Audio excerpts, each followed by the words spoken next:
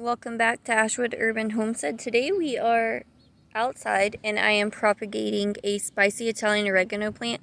Now this is a little guy. It is our first year growing it and it just hasn't got very tall yet, but it has started to spread out a lot and it's actually extremely easy to grow. This one's in partial shade because it is mid-May and it is 5 p.m. in southeast Texas and it is already 80 degrees and summer's not even here yet when we're going to start reaching the 100. So I thought it was best to plant it in shade under our tree where it's protected from the sun's rays and it's just not going to wilt and die like so many of our perennials begin to do during the summer. Now the really cool thing about this plant is that it's just like a tomato plant, as in it has, I don't know if you can see them, really tiny, all that fuzz growing on it is actually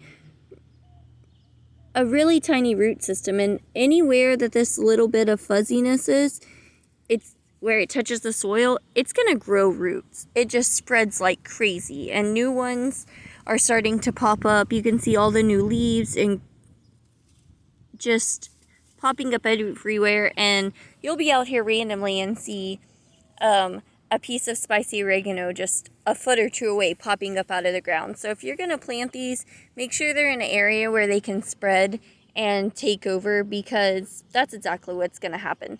They spread, they shoot off little suckers and spread, all the branches become more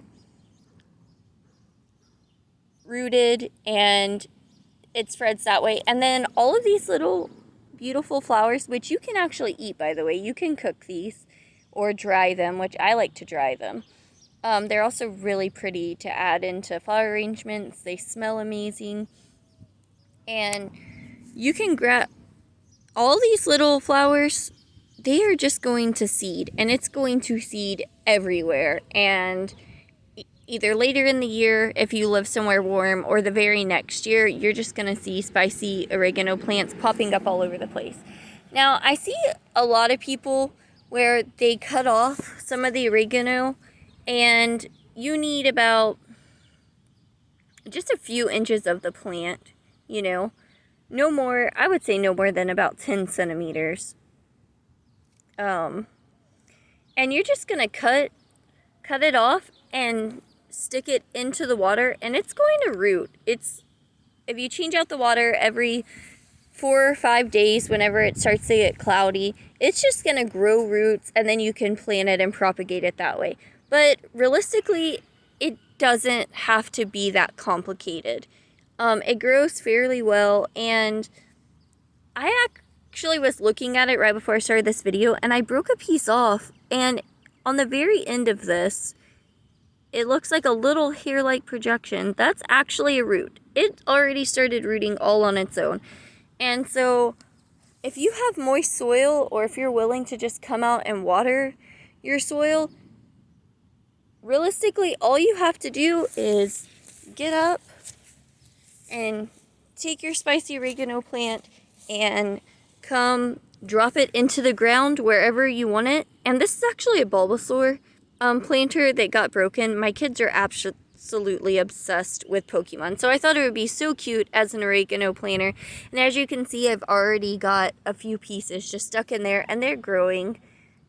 And this one, I'm just going to stick it in the ground. There's its little root right there on the end, and all you have to do is stick it in the ground. And the soil's really moist here because it's been raining for a week straight, and by raining I mean storming like crazy.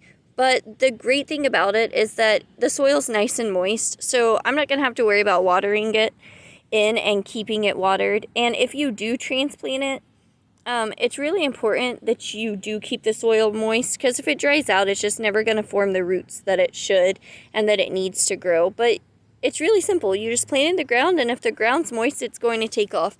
You can see right here where one's just decided to come up on its own and start growing. And it's so simple and easy.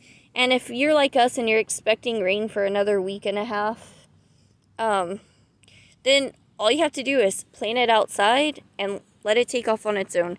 So it's really simple and easy, and this applies to pretty much all perennial plants. Now, up north, this may not be a perennial because a hard freeze will kill it off, but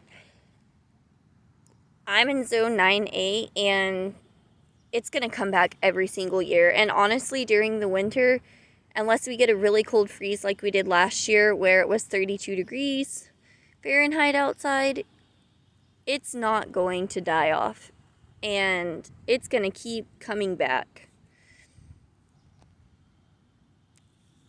So my biggest recommendation is just cut a piece off or break a piece off and plant it in the ground where you want it, or put it in a vase and wait a week or two and just watch the roots grow, and then plant it wherever you want. It makes it really easy if you want to propagate it to sell at your local farmer's market or put it on Facebook Marketplace or Craigslist. You can get several of these plants by just cutting a few inches or centimeters off and planting it into the ground or a little pot or a little cup of water. So I think this is a really easy plant to grow. I highly recommend trying to grow it, and I wish you the best of luck.